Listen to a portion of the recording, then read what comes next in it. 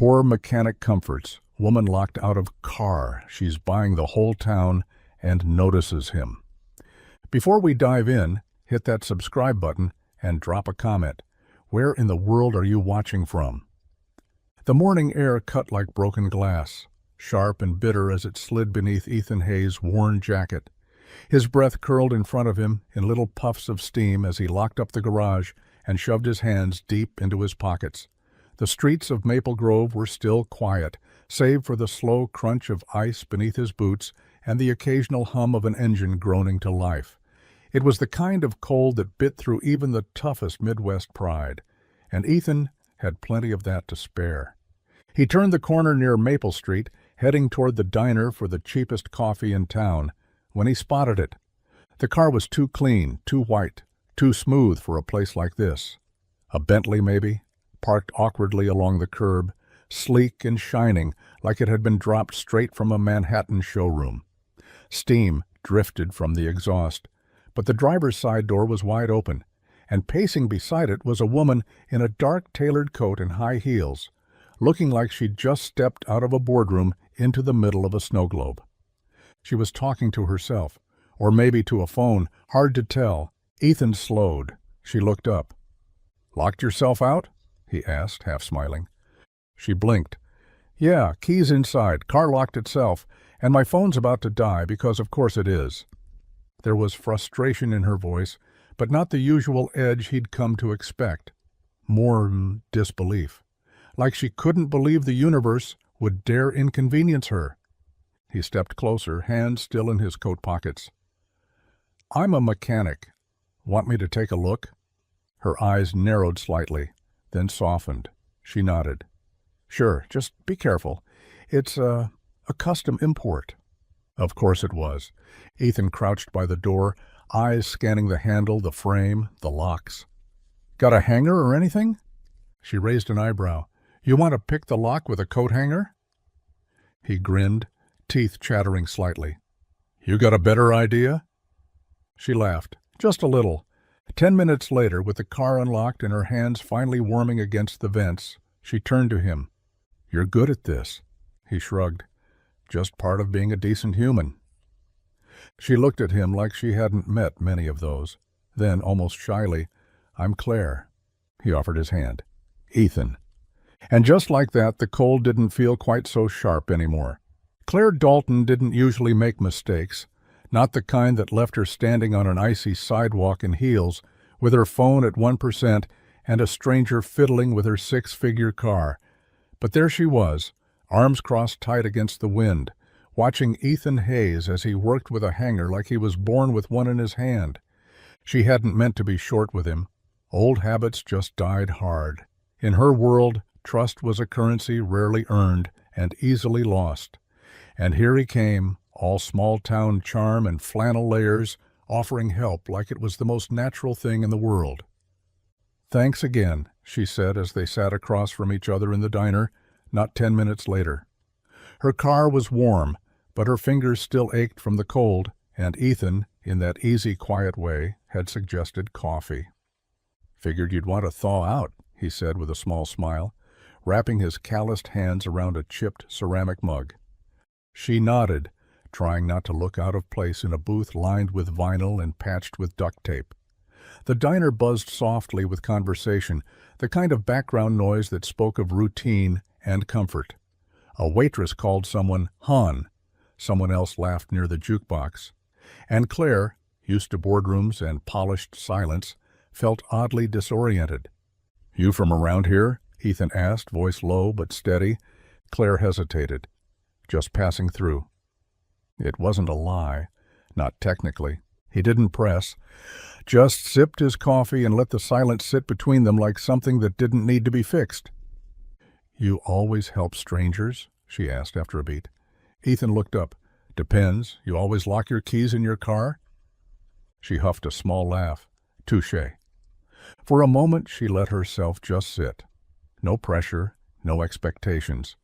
Just the warmth of a diner mug and a man who didn't seem to want anything from her.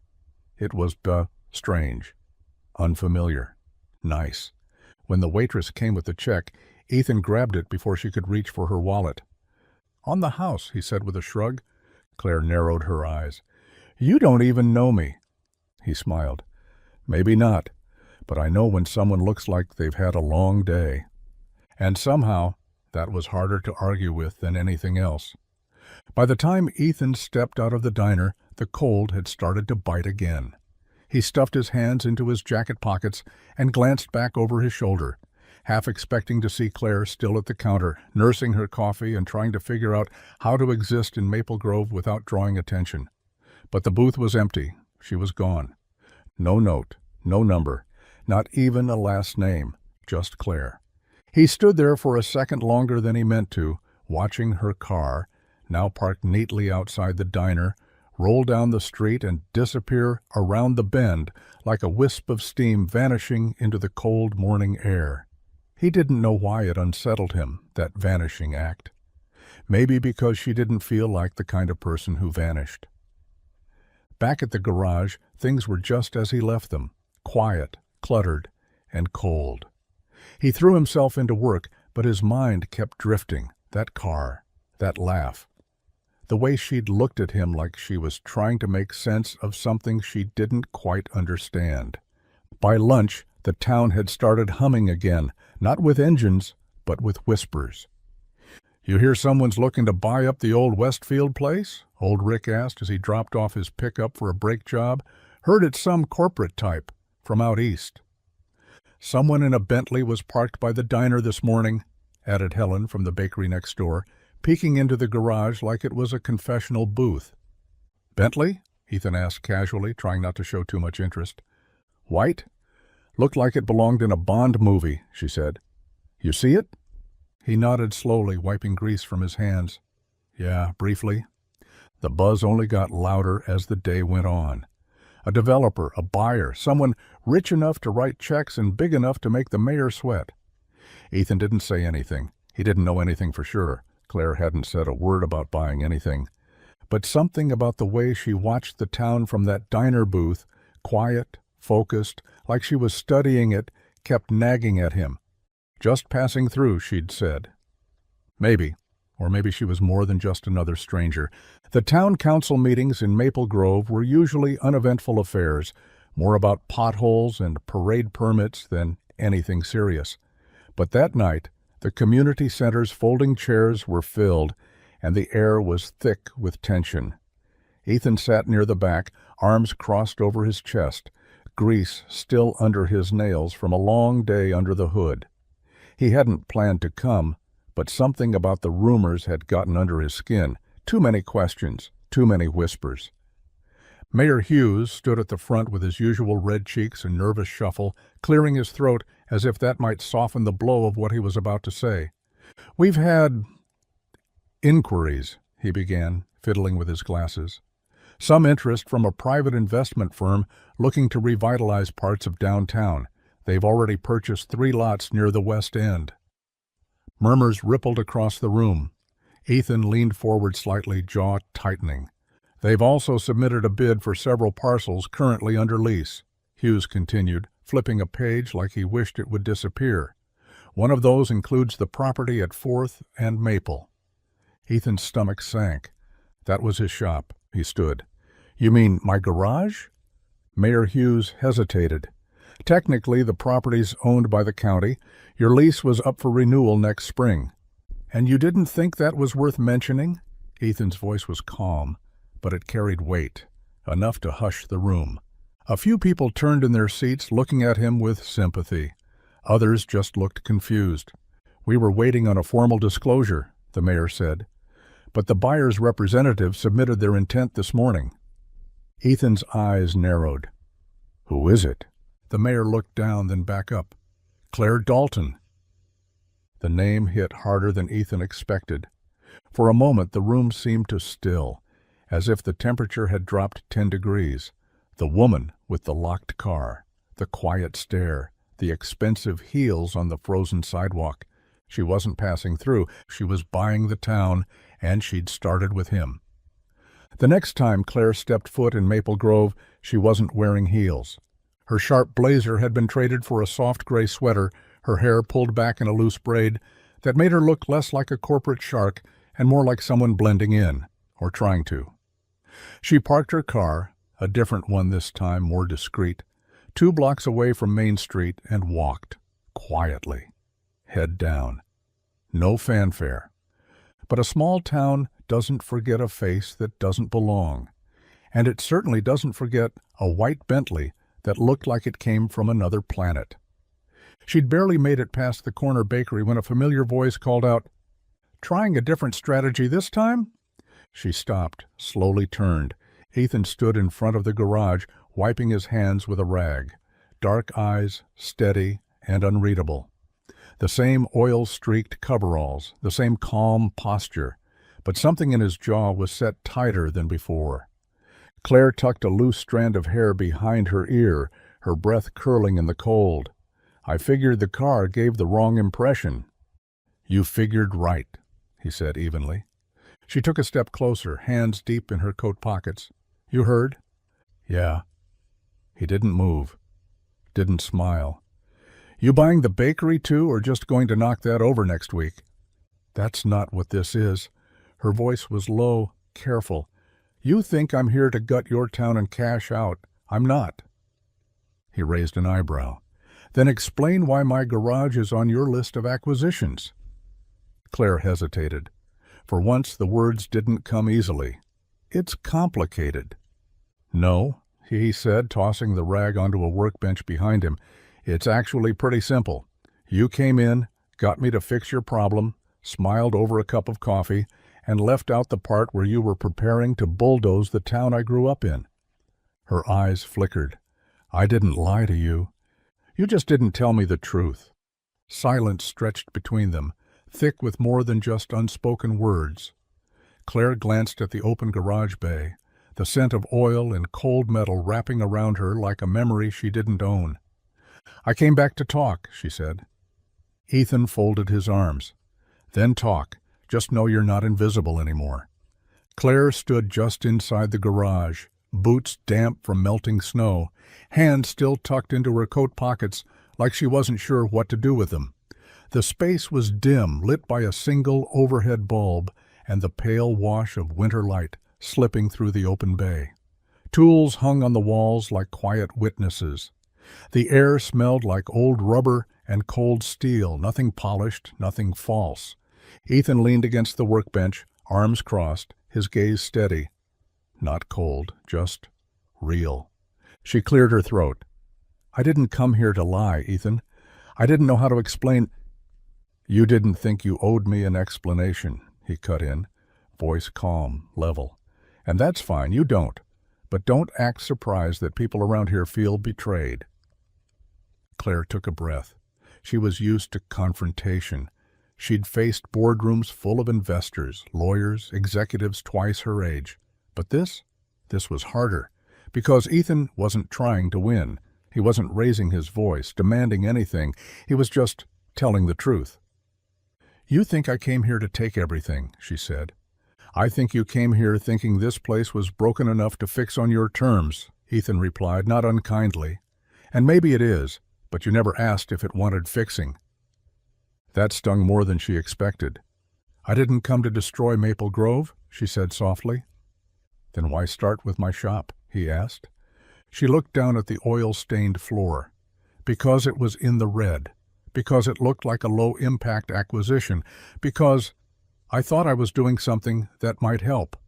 Ethan let that sit for a second, like he was weighing it. "You ever ask anyone what they needed?" he said finally. "Or did you just come here with a plan and a bank account?" Claire blinked. "No one ever asked me that before." "Well," Ethan said, pushing off the bench and wiping his hands on a nearby rag, "maybe it's time someone did." For a moment neither of them spoke. The only sound was the creak of the old garage door settling in the cold. No shouting, no theatrics. Just a conversation in wrenched silence. Two people standing in the wreckage of assumptions, trying to see what might still be worth saving. Claire stepped out of her car with deliberate ease, tugging her coat tighter as the morning wind caught the edges of her scarf. Maple Grove was small, but its silence could be loud. especially when the wrong person showed up at the wrong place with too nice a car and too much mystery wrapped around her smile.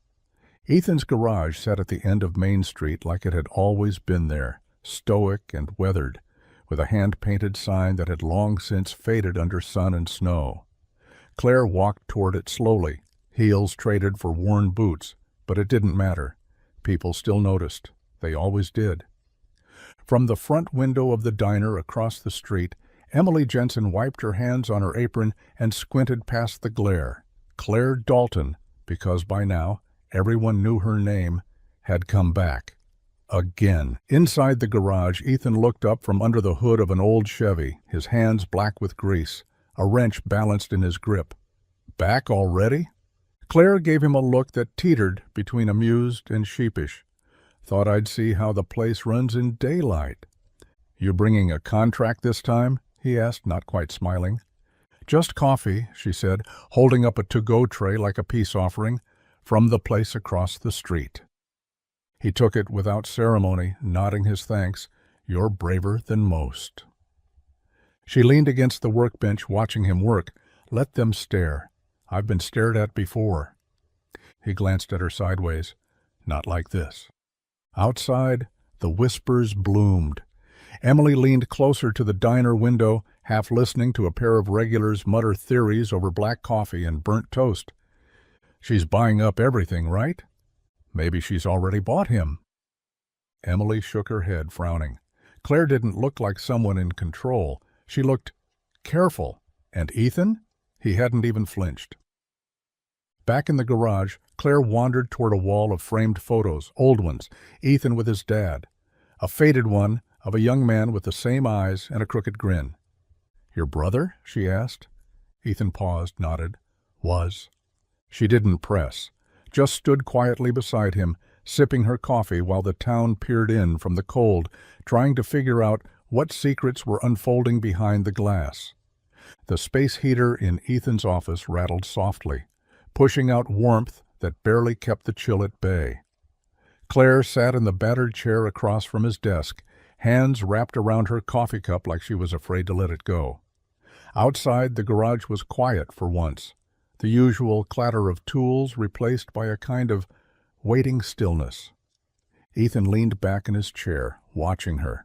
Not suspicious, not angry, just waiting. So, he said finally, why Maple Grove?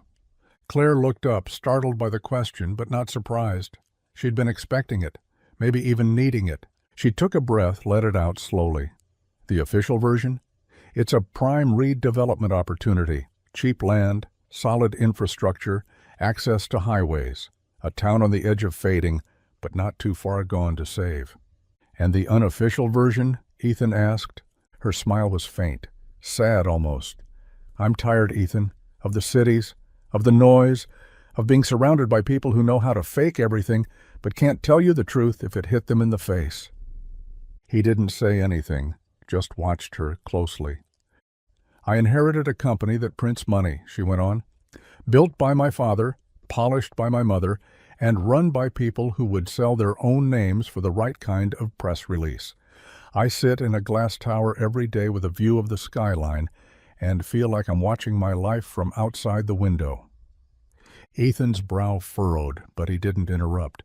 I wanted to build something real, take something broken and fix it, not because of profit margins or expansion strategies, but because it deserved to be saved.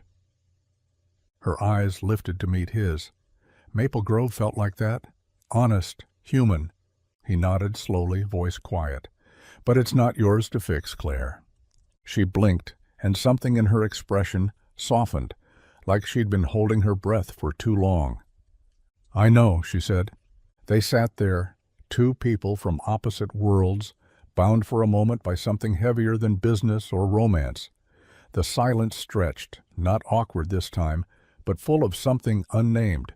Escape, yes, but maybe, just maybe, it could be something more. The second her engine sputtered and clicked to a dead stop, Claire rested her forehead against the steering wheel and sighed. Of course. Another dead battery. Another humiliating twist in the story of a woman who could command a billion-dollar boardroom but couldn't keep a car running in a town with one stoplight. She didn't even have to call this time. Within 10 minutes, a faded blue pickup pulled alongside her, and there he was, Ethan Hayes, leaning out the driver's side window with a lopsided grin and that same grease-streaked flannel. "You and cars are really going through something, huh?" he said. Claire straightened, trying not to smile. "Maybe we're just not meant to be." He hopped out and popped her hood, giving it a once-over. Battery shot. "Again, I can swap it out later. For now, you want a ride?" She hesitated only a second before nodding. "Sure." The inside of Ethan's truck was warm, cluttered, and smelled faintly of motor oil and pine-scented air freshener. Claire tucked her hands into her lap, boots brushing the edge of a toolbox on the floor. "Where are you headed?" he asked. "No idea," she said honestly. "Surprise me?" So he drove. They rolled slowly through town, past the shuttered movie theater with its broken marquee, past Mrs. Abernathy's quilt shop with its faded sign and seasonal window display, past the old park where two bundled-up kids were launching snowballs at a rusted jungle gym. The streets were quiet, the town small, but it wasn't empty. It breathed in its own slow rhythm. "That house right there," Ethan said, nodding toward a white bungalow with peeling paint. "The guy who lives there, Frank. He used to rebuild Harley engines in his basement. Took me under his wing when I was 15. Claire looked out of the window, taking it all in. "Why do people stay here?" Ethan glanced at her. "Because it's home, even when it's falling apart." They passed a church with a cracked bell tower, a bookstore that only opened on weekends, a mural of a cardinal on the side of the town hall, its paint chipping but proud. "It's not shiny," Claire murmured, "but it's stubborn." Ethan smiled. "That's Maple Grove, built on rust, duct tape, and pure willpower."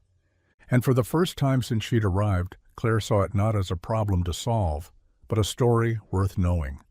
The garage smelled like warm oil, old leather, and the faint trace of coffee that had burned too long on a hot plate.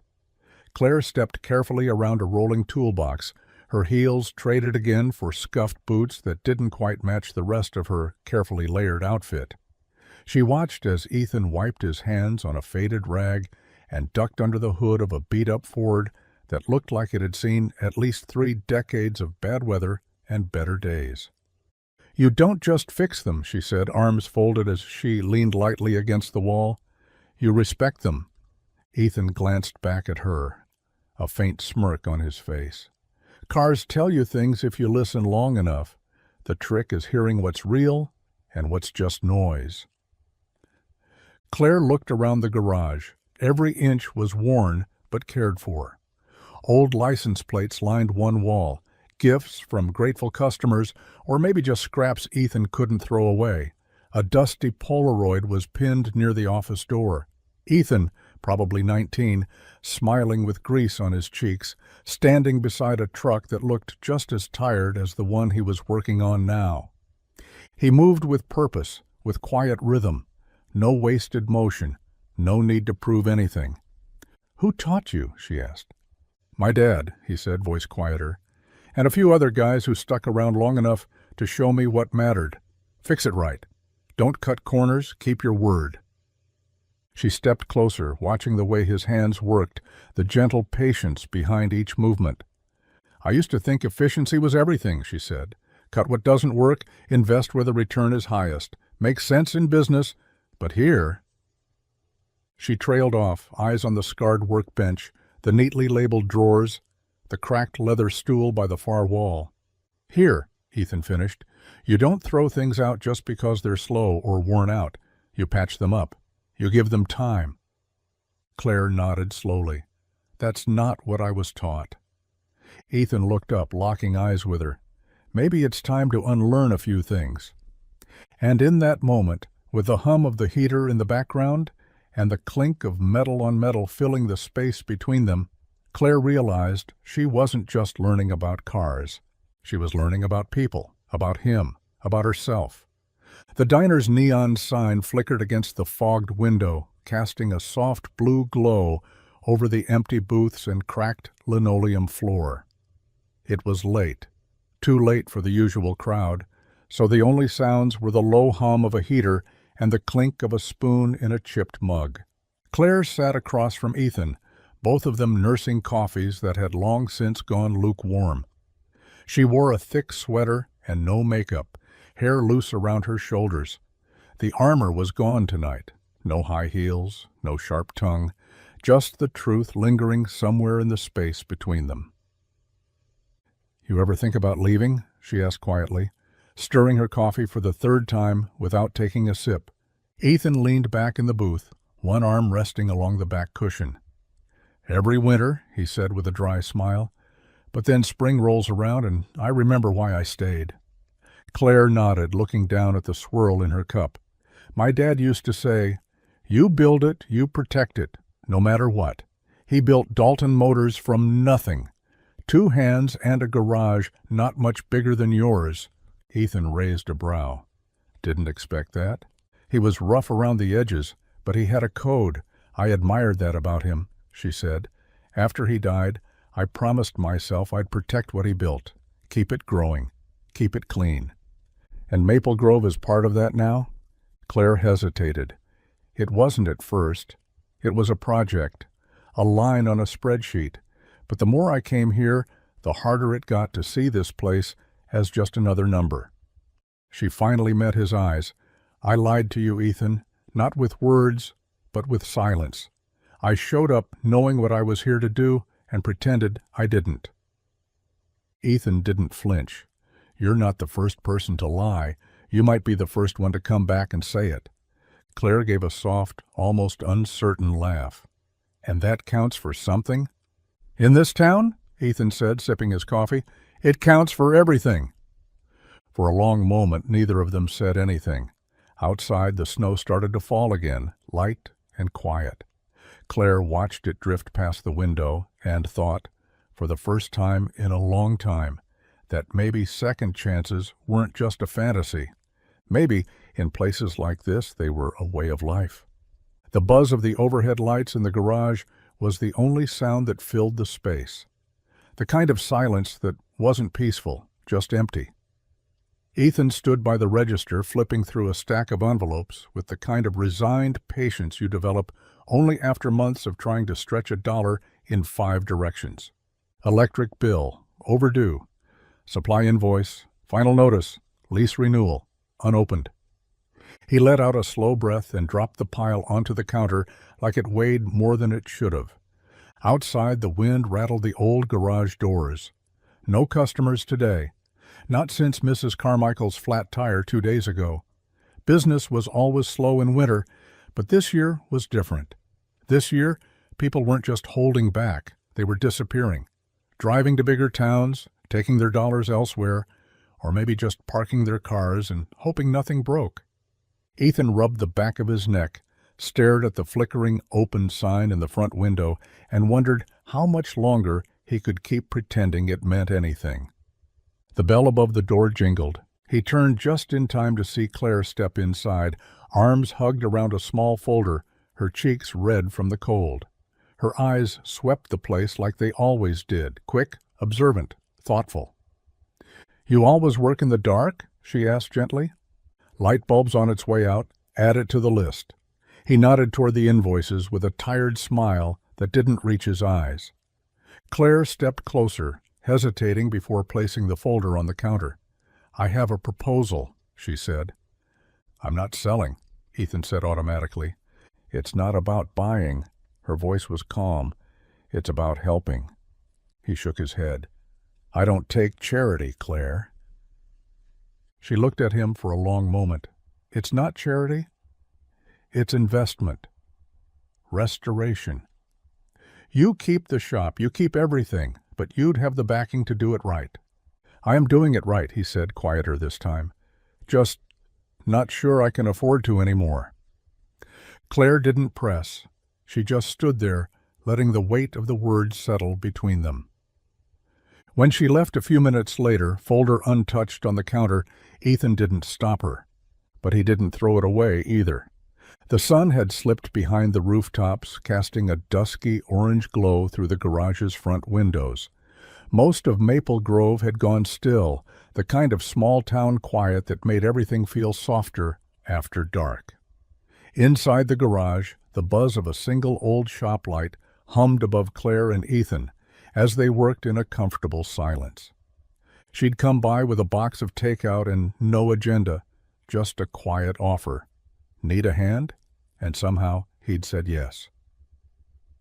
Now she stood by the tool bench, sleeves rolled up, organizing sockets and wrenches into neat rows, wiping each one down with the same precision she brought into boardrooms. Ethan swept the floor nearby, dust curling in the warm light. "You run this whole place alone?" she asked. "Always have." He didn't look up. "Well, not always." Claire glanced over at him, sensing something there, but didn't press. Her eyes landed on a dusty cardboard box tucked beneath the bench, half open, like someone had been meaning to get to it for a long time, but never quite did. She crouched and pulled it out gently. "Mind if I—" Ethan looked over and hesitated, then nodded once. "Go ahead." Inside were old receipts, faded spark plug wrappers, and a handful of photos, edges curled with age. She flipped through them carefully. One caught her eye. 2 boys, maybe early teens, both grinning. One had Ethan's eyes and crooked smile. The other looked just like him, only a bit taller, a bit wilder. The kind of kid who probably never followed the rules. She held it up. "Your brother?" Ethan stopped sweeping. His gaze drifted to the photo in her hand. "Jake," he said. "We started the shop together back when we thought we'd run it forever. He passed 9 years ago. Motorcycle accident. Hit black ice. Wasn't even speeding." Claire didn't speak. She didn't have to. He leaned against the broom like it was holding him up more than the floor. "Some days I still hear him in here, telling me I'm tightening the wrong bolt." She smiled softly, eyes never leaving the photo. "Sounds like he never left." Ethan nodded slowly. "Yeah, some things break. Some just stay with you." Claire placed the photo gently back in the box. They stood there a moment longer, in a garage full of old tools and older memories, bound not by business or ambition, but something much harder to name: shared grief, quiet understanding, and the ghosts we fix, even when we can't. Claire sat alone in the corner booth of the diner, the same one she and Ethan had shared coffee in weeks ago. This time, the mug in front of her had gone cold, untouched, and her phone vibrated against the table with a steady, insistent rhythm. She let it buzz for another second before finally answering. "Claire Dalton," she said, her voice crisp despite the storm behind her eyes. "Claire, it's Alan. The board's getting anxious," came the voice on the other end, too smooth, too far away. "We need to lock this up before the end of the quarter. That includes Maple Grove, all of it." She exhaled slowly. "I told you I'm still assessing." "You've had weeks." "I'm not done." There was a pause, then the familiar shift in tone, the one that always meant pressure was coming. "This town is a formality. You've got approval. Legal's ready. We move now, or we lose the edge. You know the game." Claire glanced out the window. Snow had started falling again, coating the sidewalks in a thin, quiet layer of white. Across the street, the lights were still on in Ethan's garage. She could see his silhouette moving through the bay, slow and methodical, the way he always did when he was thinking. She lowered her voice. "It's not just numbers anymore." "You're not getting sentimental, are you?" Alan chuckled lightly. "Claire, we're offering them investment, revitalization. It's a gift. And honestly, a place like that, they should be thanking you." She didn't answer. "We'll need your final authorization by Friday," he added, voice now cool and clipped. "You're a Dalton. Don't forget what that means." He hung up before she could respond. Claire stared at her phone for a long moment, then slowly slid it back into her coat pocket. Her reflection in the diner window looked tired, not the curated, confident CEO she wore like a mask back in the city. Just a woman in a small town who had started to care more than she planned to. Outside, a few kids ran past the window, laughing and tossing snow into the air. One slipped, then got up grinning. Claire's eyes drifted back to the garage. This place wasn't supposed to matter, but somehow it did. The next morning, Claire found herself standing in Ethan's garage again, pretending to look at a calendar pinned crookedly to the wall while he tightened a bolt on an old Dodge. The smell of fuel lingered in the air, faint and oddly grounding. She hadn't slept well, not with her board breathing down her neck and the weight of too many quiet thoughts pressing against her. Ethan glanced up from under the hood. "You free Saturday night?" She blinked. "Depends. Are you asking me to help rebuild an engine or fight off more paperwork?" He smirked. "Neither. The town's putting on the autumn harvest drive. Food drive, raffle, silent auction, small-town version of a gala, less glitter, more chili." Claire raised an eyebrow. "And you want me to come?" "Only if you're brave enough to handle a room full of people who've been talking about you for weeks." She exhaled slowly. "I'm not exactly their favorite person right now." "Maybe not," Ethan said, wiping his hands on a rag, "but showing up might say more than any speech ever could." Claire hesitated. She was used to walking into events where she knew the room, how to own it, how to control it. But this? A local community center with potluck tables and homemade decorations? That felt vulnerable. Still, something in his tone, calm, sincere, with no strings attached, made it hard to say no. "I don't have anything flannel," she muttered. "You'll survive," he said, tossing her a small smile. "Just don't insult the pie. That's the one rule." When Saturday night came, Claire sat in her car for a full 5 minutes before stepping out. The Maple Grove Community Hall was lit with strings of warm lights and the soft sounds of live acoustic guitar drifting from inside. Kids ran in and out, their laughter echoing across the parking lot. She smoothed down her coat, squared her shoulders, and walked through the front doors. The scent of cinnamon, cider, and something unmistakably homemade wrapped around her like a blanket. Dozens of eyes turned. She stood still. Then Ethan, standing near the raffle table, caught her gaze and nodded once. Not a grand gesture, just enough to say, "You're good." And for the first time in a long time, Claire Dalton didn't feel like a stranger. The lights inside the fire hall twinkled like stars against the worn rafters, casting a warm, golden hue over the bustling crowd. Claire hadn't expected this. The tables were mismatched, the decorations clearly homemade, painted pumpkins, hand-cut leaves strung on yarn, but everything about it felt real, alive. She stood near the cider table, holding a paper cup and watching the town swirl around her. Kids darted between legs, seniors settled into folding chairs with pie plates balanced on their laps, and laughter rippled through the air like music. It was messy, imperfect, and somehow perfect. Ethan found her halfway through the evening, a smudge of flour on his sleeve from helping with the chili cook-off. "You survived," he said with a grin, leaning against the table beside her. "Barely," she teased. "Someone tried to feed me something called pickled corn surprise. I'm still recovering." Ah, Judy Mayfield's infamous party trick.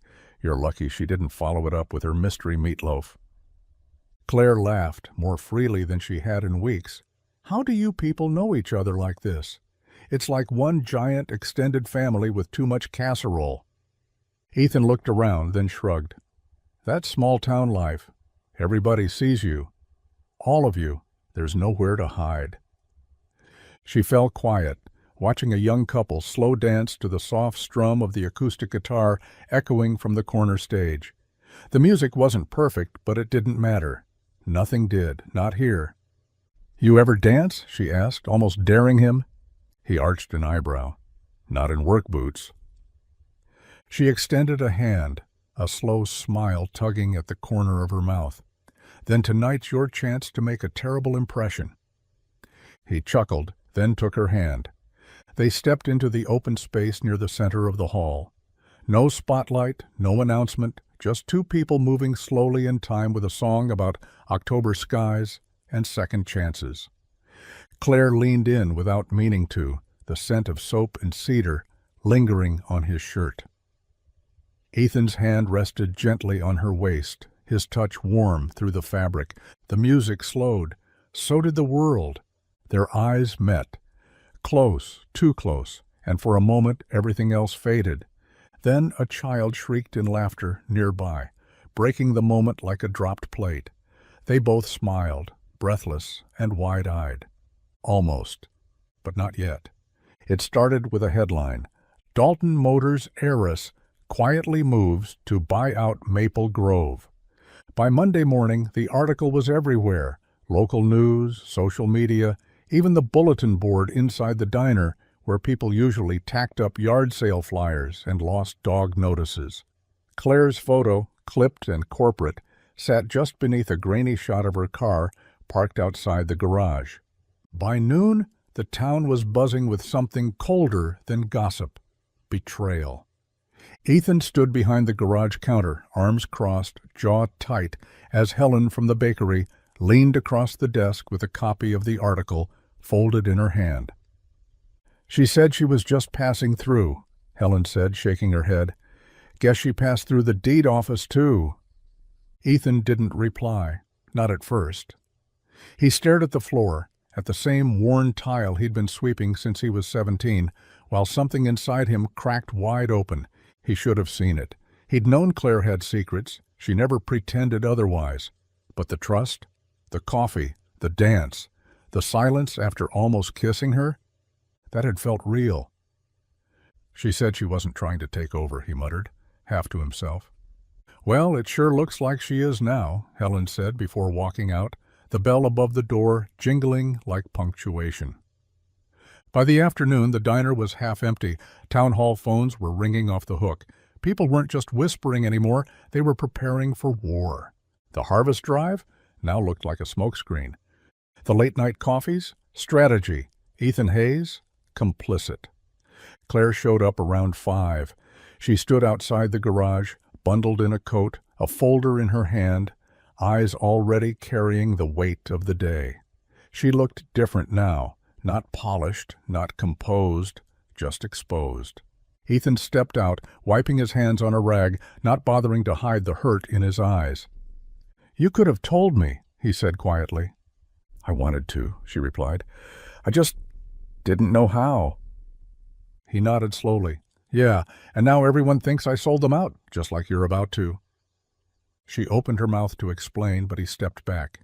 "You need to leave, Claire, at least for today." And though her hands trembled, she turned and walked, not because she wanted to, but because, for the first time, she knew he meant it. The days that followed settled over Maple Grove like a heavy fog, quiet, cold, and impossible to ignore. The garage, once a steady hum of clanking tools and country radio, fell into near silence. Ethan kept the door half shut, the open sign flickering uncertainly like it wasn't sure if it still belonged. He threw himself into repairs, working through lunch, skipping dinner, letting grease and grit fill the space where conversation used to be. Every time a car pulled up outside, his stomach tightened. Every time it wasn't Claire, he was relieved and disappointed. She came by twice.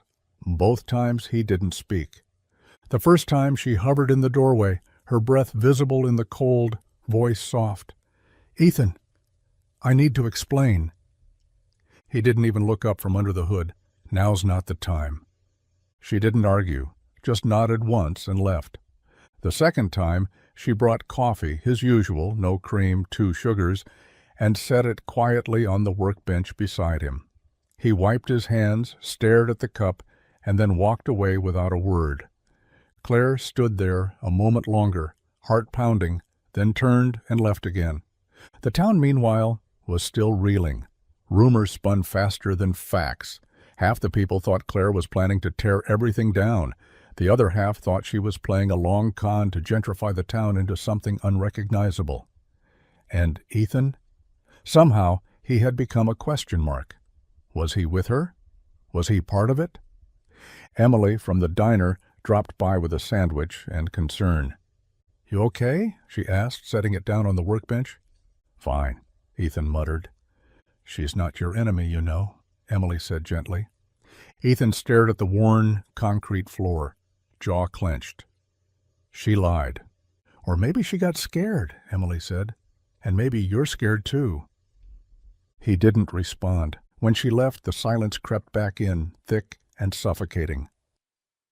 That night, Ethan sat alone in the garage with the radio off, the lights dim, the folder Claire had left untouched for days now open in front of him.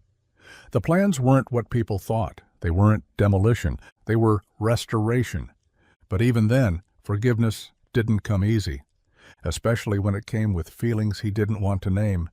The town hall was packed. Folding chairs lined the room in tight, uneven rows.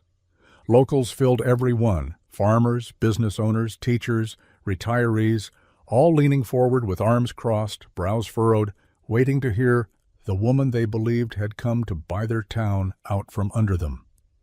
Claire stood at the front, alone beside a creaky wooden podium, a projector humming faintly behind her. No lawyers, no PR team. Just her, dressed simply, with her hair pulled back and a folder tucked under one arm like a shield she hadn't yet raised. Ethan stood near the back, arms folded, eyes unreadable. She took a breath. "I know some of you think I'm here to take something from you," she began, "and I don't blame you." A murmur passed through the crowd, but no one interrupted.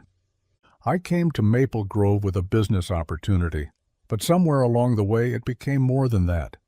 I saw something here I haven't seen in years.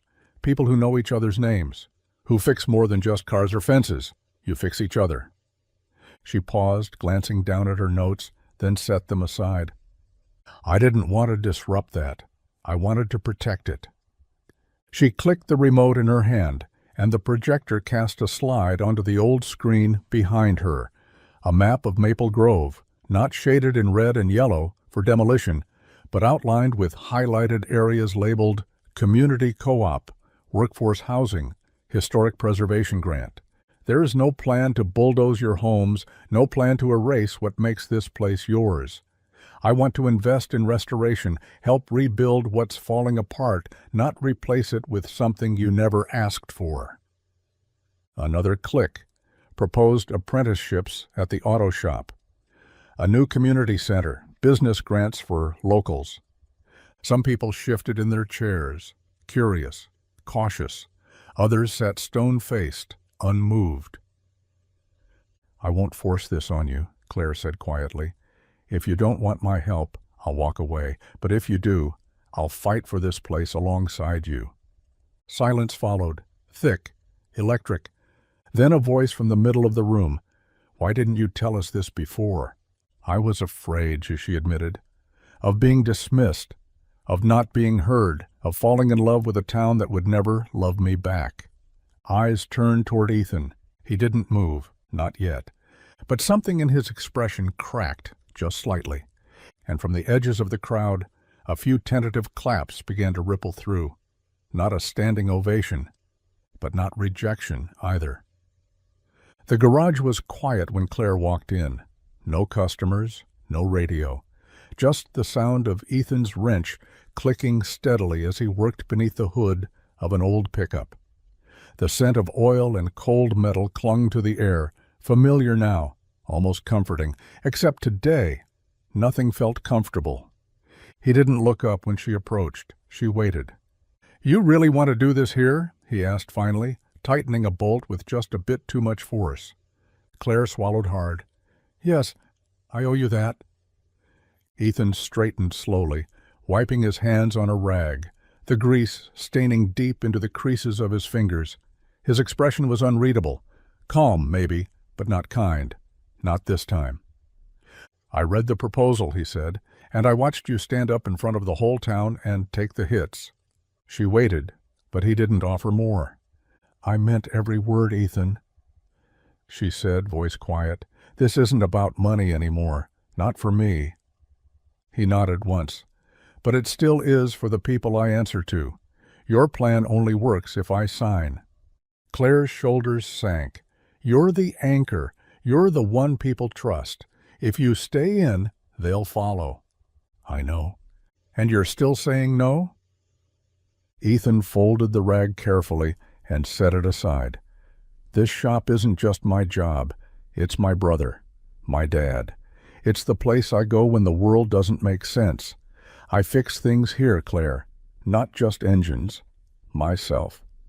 She blinked hard, emotion tightening in her chest. I'm not asking you to let go of that. I'm asking you to let it grow. His eyes softened, just a fraction. But if I sell, even to you, I lose the one thing I still own on my own terms. Claire didn't respond. There was nothing to argue. Instead, she nodded slowly, forcing a thin smile even as her heart cracked beneath it. Then I respect your decision. Ethan gave a quiet nod, like the words weighed something. She turned to leave, her hand lingering on the doorframe. You should know, she said, glancing back. If this falls apart, I might lose everything with it. I'm sorry, he replied, and she knew he meant it. But he didn't change his mind. The watch was old, gold-toned, delicate, with a cracked face and a frayed leather band. It didn't tick anymore. It hadn't in years. Claire turned it over gently in her hands, unsure why something so small could suddenly feel so heavy. Emily had pressed it into her palm earlier that morning, just after the breakfast rush at the diner. No words at first, just a look. One of those looks that held 1,000 things beneath it. Sympathy, frustration, maybe even a little hope. He tried to fix it, Emily had said quietly. Said it reminded him of his mom's. Didn't have the right part at the time, but he held on to it anyway. Said things that mattered shouldn't be thrown away. Now Claire stood outside the garage with the broken watch in her coat pocket, her other hand resting on the cool metal of the door handle. The familiar scent of oil and steel hit her the moment she stepped inside. The garage looked the same, worn, lived in, but Ethan wasn't at the front. She walked slowly past the workbench, her boots echoing softly on the concrete floor. He was crouched near the back, working on a rusted brake drum, sleeves pushed up, forehead creased in focus. He looked up when he heard her. "Thought you might be done coming here," he said evenly. Claire stepped forward, holding out the small timepiece. "Emily said you'd know what to do with this."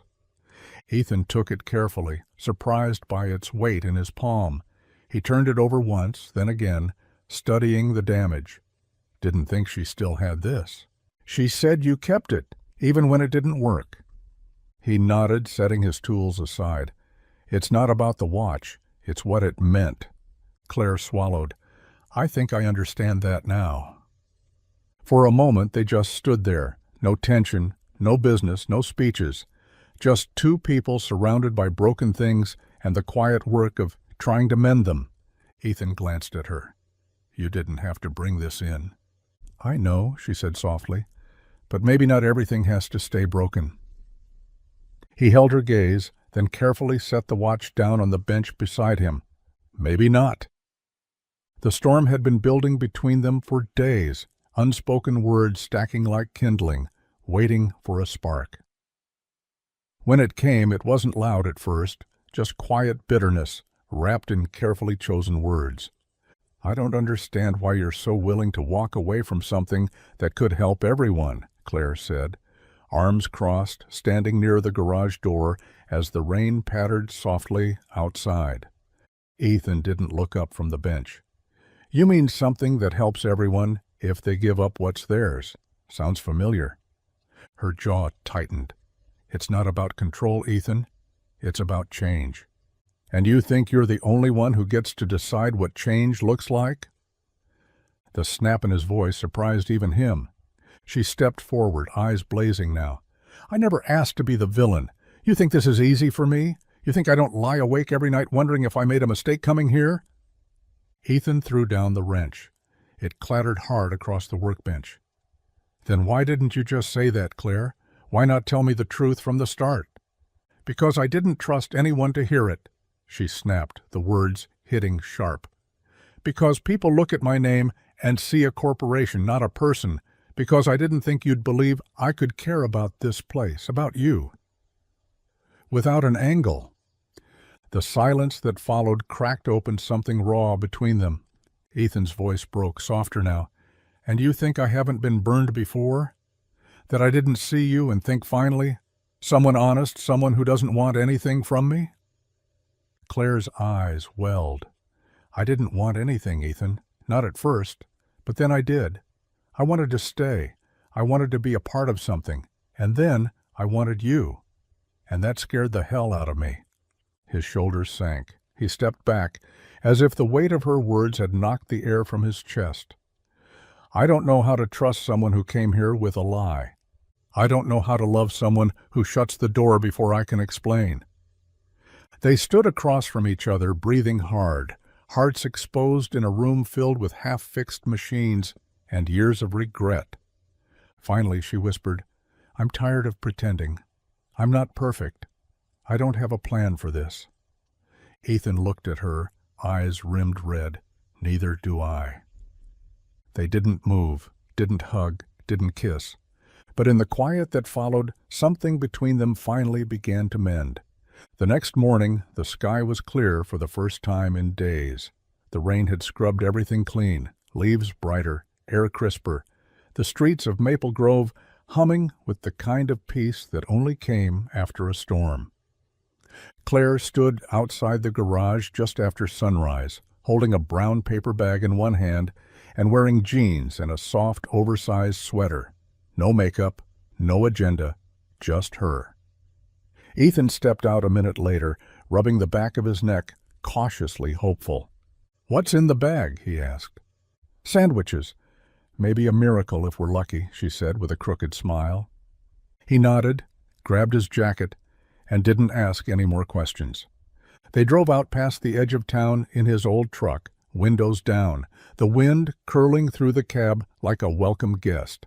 No music, no business talk, just the rhythm of tires on gravel and the quiet awareness that this day didn't need to be anything except theirs. Ethan pulled off onto a small dirt road and parked near a hill that overlooked the river bend. The view wasn't grand, but it was honest. Trees turning gold, water shining in the sunlight, the kind of place you only found if you were looking for nothing in particular. They sat on an old quilt Claire had tucked into the bag, left over from her mother's attic, still smelling faintly of lavender and dust. She handed Ethan a sandwich wrapped in wax paper and opened a thermos of coffee. For a long while they ate in silence, not uncomfortable, just easy. "You ever think about leaving?" she asked, eyes on the river. "All the time," Ethan said. "But then I remember what I'd be running from instead of what I'd be running to." Claire nodded. "I've spent so long running toward success, I forgot what standing still felt like." He glanced at her, his voice gentle. "You don't have to prove anything here." She smiled softly. "I think that's what scares me."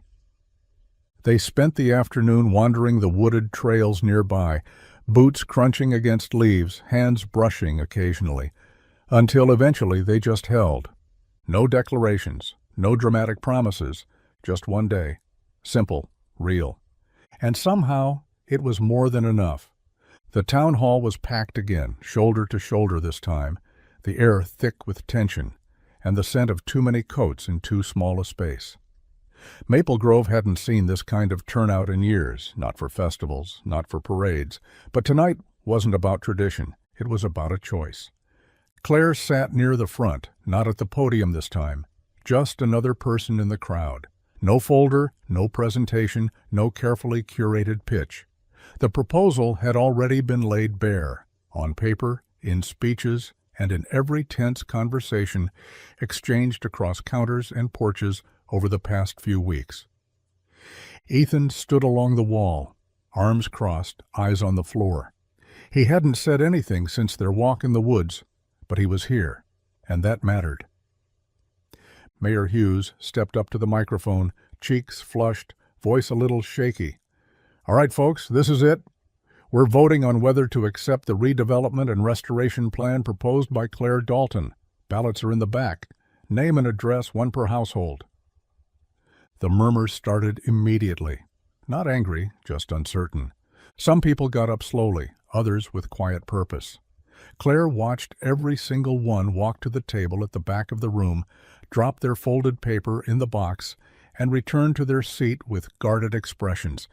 It didn't take long, maybe 30 minutes total, but it felt like hours. When the final ballot was counted, Mayor Hughes cleared his throat. Final vote is 74 in favor, 68 opposed. A breath caught in Claire's throat. It passed, barely. She sat back in her chair, stunned by the narrow margin. No cheering, no applause, just a slow wave of shifting glances, cautious nods, and maybe the smallest hint of relief threading through the air. People weren't celebrating, but they weren't leaving either. Ethan stepped forward, stopped beside her, and offered a small nod, quiet, steady. "You got your shot," he said. Claire looked up at him. "I won't waste it." And for the first time, she didn't feel like an outsider who had asked too much. She felt like someone who had been heard. Claire folded her last sweater into the suitcase with a kind of reverence that surprised even her.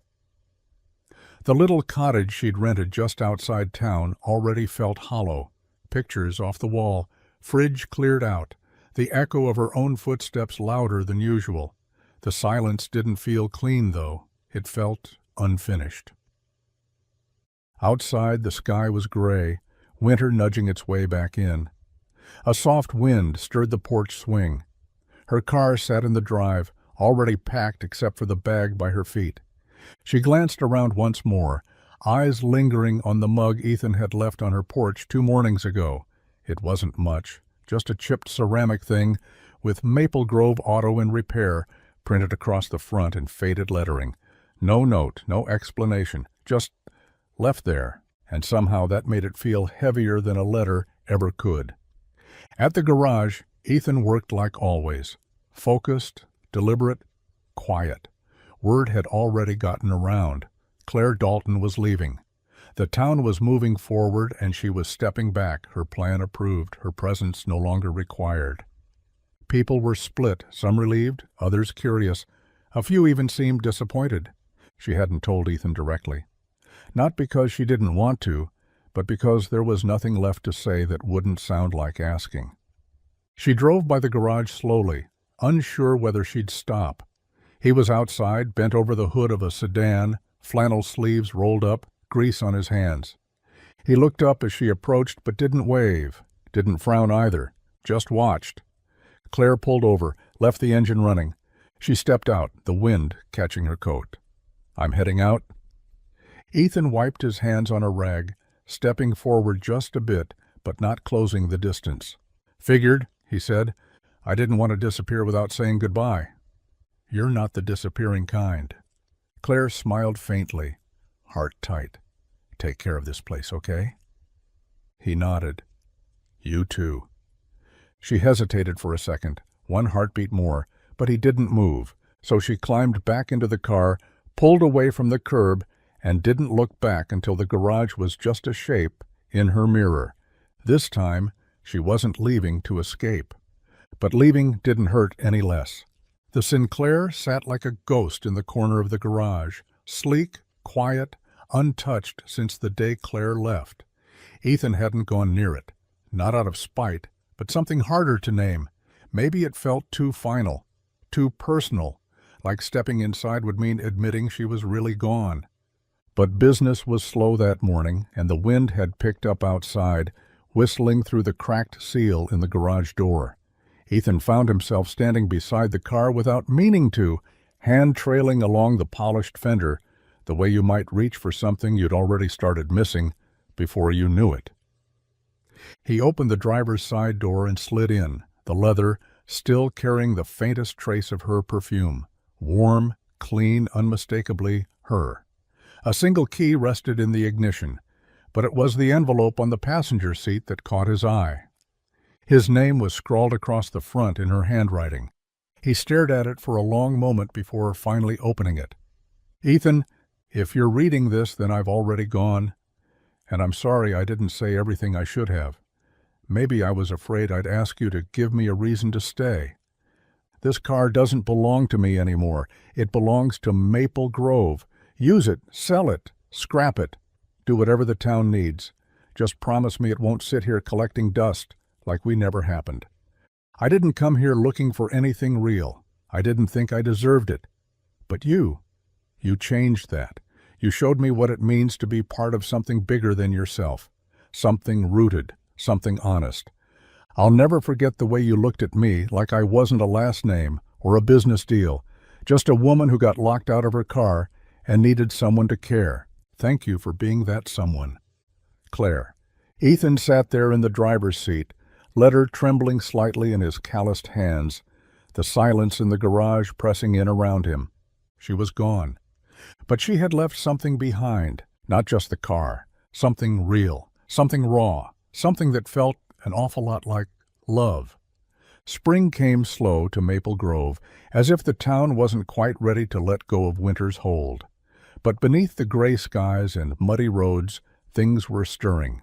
Fences got new coats of paint, storefront windows were scrubbed clean, and a tall sign went up on Main Street reading, Maple Grove Restoration Project, Phase 1.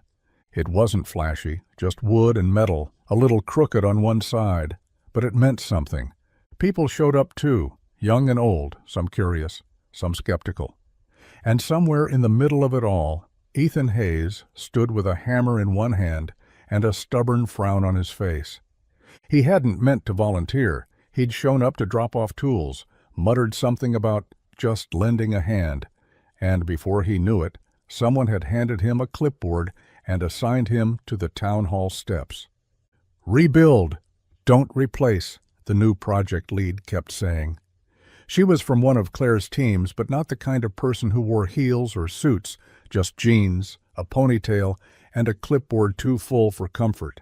"Every piece we save is a piece that still belongs to you," she told the volunteers. "We're not wiping this place clean. We're giving it a chance to breathe again." Ethan didn't say much, just worked. He sanded down warped wood, pulled out rusted nails, replaced cracked railing boards. The steps were old, built by his grandfather's generation, but still solid at their core. Like the town itself, maybe. Worn down, sure, but not beyond saving. Kids rode by on bikes, watching with wide eyes. One of them waved. "Hey, Mr. Hayes, my mom said you used to fix her car for free." He grinned, despite himself. "She still owes me a pie." That got a laugh. By the end of the day, his shoulders ached and his hands were blistered, but something in his chest felt lighter. The work wasn't about Claire, not really, but she'd started it. She'd left the match at the edge of dry kindling, and now Ethan wasn't just fixing cars. He was helping rebuild a town on its own terms, just like she said. The Sinclair gleamed under the soft light spilling from the open garage door, its once intimidating luxury softened by dusted edges, a few smudges of grease, and something far more meaningful, use. Ethan stood back and crossed his arms, watching as a handful of high school kids buffed out the hood, while Mr. Cranley, the retired shop teacher, muttered instructions about polish pressure and hand technique. The car, once a symbol of wealth and distance, had become a project, a classroom, a community. "Can we add the Maple Grove logo on the back?" one of the kids asked. Ethan grinned. "As long as it's hand-painted." They'd started working on it a week ago.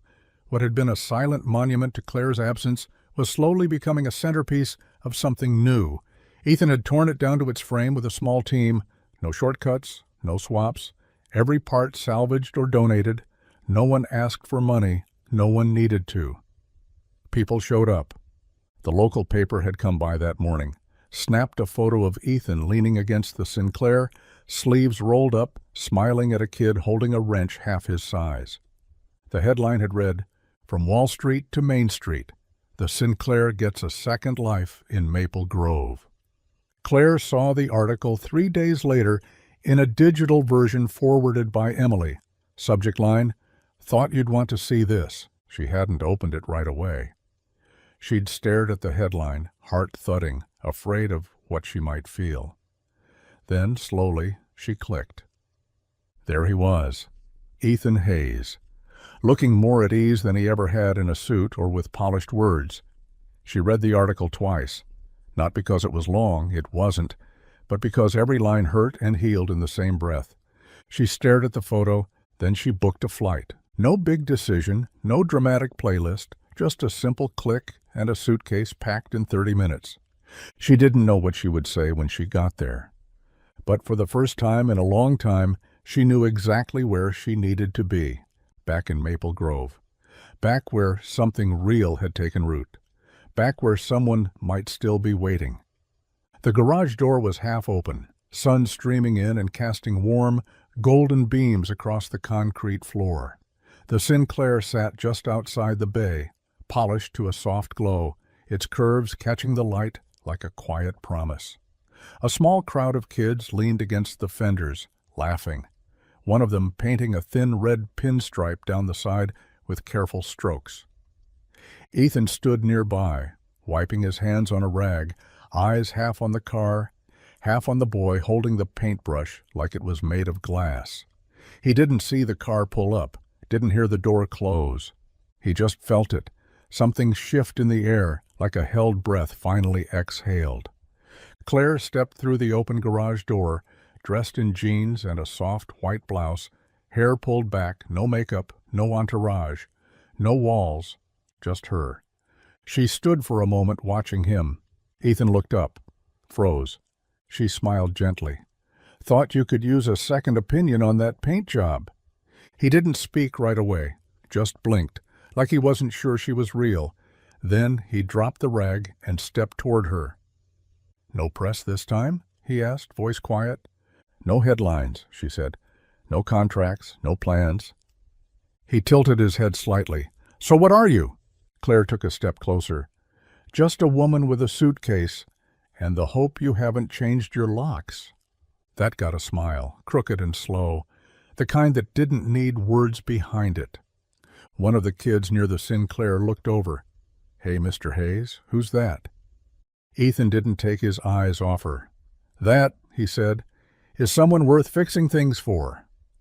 Claire laughed softly, eyes shining, and just like that, she walked into the garage, not like a visitor, not like a CEO, not like the woman who once tried to buy the whole town. She walked in like she belonged, like she was home. The garage emptied slowly. The kids wandered off with backpacks slung over shoulders and grease-stained fingers, the light fading into that soft golden hush just before evening. Someone turned off the radio, leaving only the hum of the overhead lights and the occasional creak of the cooling engine from the Sinclair. Claire and Ethan sat side by side on the hood, legs dangling. A coffee between them gone cold long ago. No papers, no plans, no pretending. "I used to think love was just timing and math," Claire said quietly, tracing a line along the edge of the hood. "Right place, right people, right future, and if the numbers didn't line up, walk away." Ethan glanced over at her, brow raised. "You always talk in mergers and acquisitions?" She smirked. "Old habit." He looked back at the floor, then said, "I thought if I kept everything the same, held on tight enough, I wouldn't lose anything else." Claire nodded, the silence settling gently between them. "I missed you," she said softly. "I know." She looked up, surprised. "You do?" "Yeah," he said, turning toward her, "because I missed you too. And I'm not the kind of guy who gets distracted easy." Claire laughed, but her voice shook just a little. "I didn't come back with a pitch." "Good," he said, "because I wouldn't buy it." They both smiled, and for a moment nothing moved. Not the air, not the light, not even the doubts that had once lived between them. Just two people, no labels, no titles. A mechanic and a millionaire. A woman who had been searching, and a man who had been holding the line for too long. Claire shifted closer, her knee brushing his. "I'm not asking for forever," she whispered. Ethan reached up, brushing a strand of hair from her face. "I'm just asking for now." And then, finally, the space between them disappeared. The kiss wasn't perfect. It wasn't practiced or smooth. But it was real, messy, aching, warm. A kiss that said, "We're here. We're still standing. Let's begin." And for once, beginning felt a lot like coming home. The sun hung low over Maple Grove, casting long golden shadows across Main Street, where folding tables lined the square, covered in checkered cloths and homemade pies. Kids chased balloons through the crowd, laughter echoing off brick buildings that had stood longer than most of them had been alive. A string of lights looped overhead, swaying gently in the breeze, and the scent of barbecue mingled with cinnamon and something sweet Claire couldn't quite name. She stood near the steps of Town Hall, heart pounding, not from nerves, but from something heavier. Gratefulness, maybe. Awe. The realization that she belonged here, somehow. That she'd fought for something bigger than herself, and it had fought back, not with resistance, but with acceptance. Beside her, Ethan stood with a paper plate in one hand and a lemonade in the other. Grease still stained his sleeves, and his shirt had a faint scorch mark from manning the grill too long, but his smile was quiet and steady. She felt it more than she saw it. He didn't have to say a word. "You sure you want to do this?"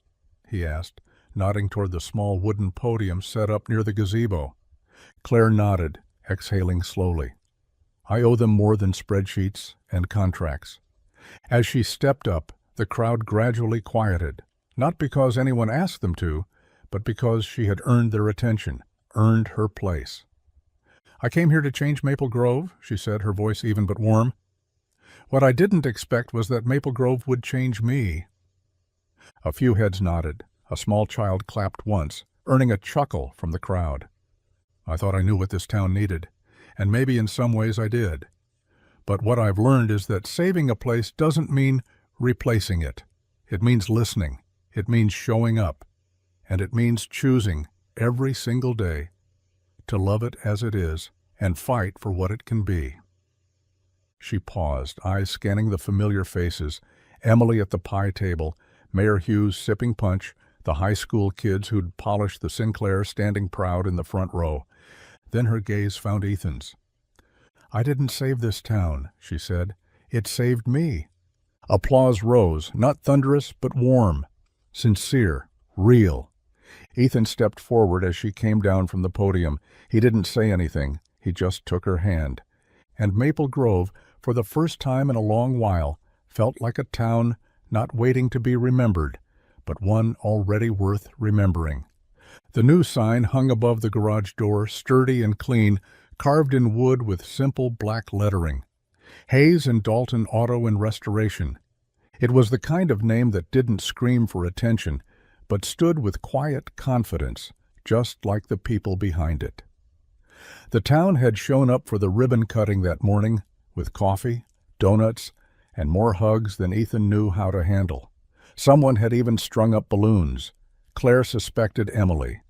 Now the sun was dipping low behind the rooftops, painting the sky in soft streaks of orange and lavender.